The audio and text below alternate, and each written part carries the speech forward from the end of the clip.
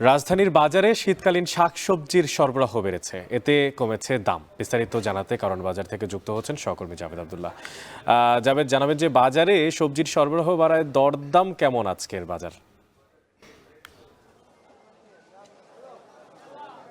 অনেক আজ অগ্রহায়ণের ২৮ তারিখ, হেমন্তের শেষ লগ্ন বা শেষ বেলা বলা যায়। এরই মধ্যে শীত কিন্তু জেঁকে বসেছে শহর এবং গ্রামে। এই হাড় কাঁপানো শীতে আপনি জেনেই থাকেন যে বাজারে কিন্তু শীতকালীন যে সবজি সেগুলো সরবরাহ বাড়ে। আমরাও সকাল থেকে বাজারে আছি, আসার পর থেকে আমরা দেখেছি যে বাজারে শীতকালীন যে সবজি রয়েছে সেই রঙিন সবজি, সতেজ এবং তাজা সবজির যে সরবরাহ সেটি কিন্তু প্রচুর সরবরাহ রয়েছে। এই সরবরাহ থাকার ফলেই দাম কিছুটা নাগালের মধ্যে বলে জানিয়েছে বিক্রেতারা জানিয়েছেন যে সরবরাহ সঠিক থাকার ফলেই মূলত দাম কিছুটা ক্রয় ক্ষমতার মধ্যে। কিন্তু তারা তো এটি বলছেন, ক্রেতারা এই নিয়ে একটি মিশ্র প্রতিক্রিয়া জানিয়েছেন যে এই যে ভরা মৌসুমে এই শীতকালীন সবজি প্রচুর সরবরাহ থাকে, প্রচুর উৎপাদন হয়, সেটির ফলে কিন্তু দাম আরও কিছুটা ক্রয় ক্ষমতার মধ্যে বা নাগালের মধ্যে যদি থাকতো সেটি ক্রেতার জন্য স্বস্তিদায়ক হতেও বলে আমাদের কিন্তু ক্রেতারা এই বিষয়টি জানিয়েছেন। আমরা একটি তথ্য পেয়েছি যে বিগত ২ মাস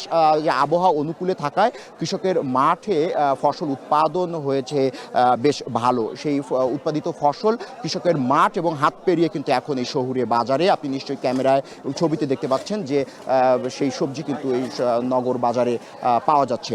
তবে একটু ভিন্ন তথ্য যদি দিতে হয় সেটা হলো যে আলুর যে দর সেটি এখনও অনিয়ন্ত্রিত।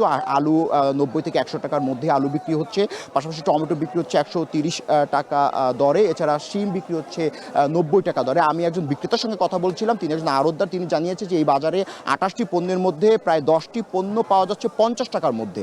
আর এছাড়া আরও যে 18টি পণ্য রয়েছে সেই যে সবুজ শাকসবজি সেগুলো ক্রেতাকে কিনতে হলে ৫০ টাকার উপরে মূল্য দিতে হবে বা মূল্য পরিশোধ করতে হবে বলে কিন্তু তিনি আমাদেরকে নিশ্চিত করেছিলেন। এছাড়া বাজারে সকাল থেকে আমরা দেখেছি ক্রেতা উপস্থিতি আছে, বিক্রেতারাও তাদের যে সবুজ শাকসবজি রয়েছে সেগুলো নিয়ে কিন্তু এরই মধ্যে আড়ত খুলে বসেছে। বেচা বিক্রি ভালো, তবে সবজির বাজারে একটু উল্লেখযোগ্য তথ্য সেটা হলো সবজি বাজারে একটু স্বস্তিদায়ক হওয়ার ফলে সবজি বাজারে ক্রেতার সংখ্যা কিছুটা বেশি বলে কিন্তু বিক্রেতারা আমাদেরকে এই বিষয়টা জানিয়েছেন।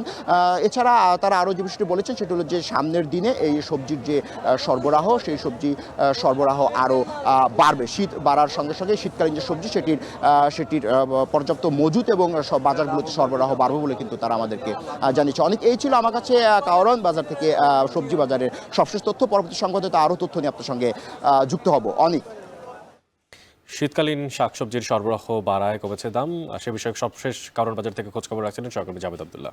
বাজারে মাছের সরবরাহ বেড়েছে, সামুদ্রিক মাছের সরবরাহ বাড়ায় স্বস্তিতে ক্রেতারা। এদিকে বগুড়ায় শীতে চাহিদা বেড়েছে ডিমের। বাজারে হালি প্রতি দাম কমেছে ২ থেকে ৩ টাকা। বাজার পরিস্থিতি জানতে চট্টগ্রামের কর্ণফুলী বাজার থেকে যুক্ত হচ্ছেন সহকর্মী হোসাইন জিয়াদ, এছাড়া বগুড়ার ফতে আলী বাজার থেকে যুক্ত হচ্ছেন সহকর্মী রাজীব সেলিম। তবে প্রথমে চলে যেতে চাই জিয়াদ, আপনার কাছে জানাবেন যে বাজারে মাছের সরবরাহ এবং দরদাম কেমন দেখতে পাচ্ছেন? অনেক মূলত শুক্রবার সকাল 10টা একেবারে ক্রেতা বিক্রেতার হাঁক ডাকে মুখর চট্টগ্রামের সব বাজারগুলো, এবং আমরা দেখছি যে বাজারে এক ধরনের স্বস্তি নেমে এসেছে এই সপ্তাহে।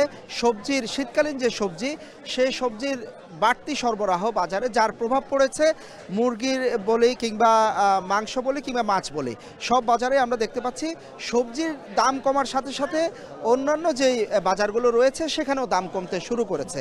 আর চট্টগ্রাম কিন্তু বিশাল সমুদ্র উপকূল, একেবারে কক্সবাজার থেকে যদি বলি মিরসরাই পর্যন্ত প্রায় ২৫০ কিলোমিটারেরও বেশি সমুদ্র উপকূলে হাজার হাজার জেলে মাছ ধরে, এবং এখন সাগর শান্ত থাকায় মূলত সামুদ্রিক মাছের একেবারে ভরা মৌসুম বলা চলে। এবং বাজারে আমরা দেখতে পাচ্ছি অন্তত ২০ থেকে ৩০ রকমের সামুদ্রিক তাজা মাছের একেবারে সরবরাহ, রূপচাঁদা থেকে শুরু করে রূপচাঁদা, বাটা মাছ, বিভিন্ন ধরনের কোরাল মাছ, নারকেলি মাছ, আইড় মাছ থেকে শুরু করে পোয়া মাছ, সব মাছেরই একেবারে তাজা মাছগুলো বাজারে এখন আসছে। এবং সে কারণে সরবরাহ বাড়তি থাকায় বিক্রেতারা যেমন স্বস্তিতে আছেন, ক্রেতারাও স্বস্তিতে আছেন। তারা বলছেন যে মাছের দাম অন্তত প্রতি কেজিতে সামুদ্রিক মাছের 20 থেকে 30 টাকা পর্যন্ত কমেছে, শুধুমাত্র ইলিশ ছাড়া। কারণ এখন খুব একটা ইলিশ ধরা পড়ছে না।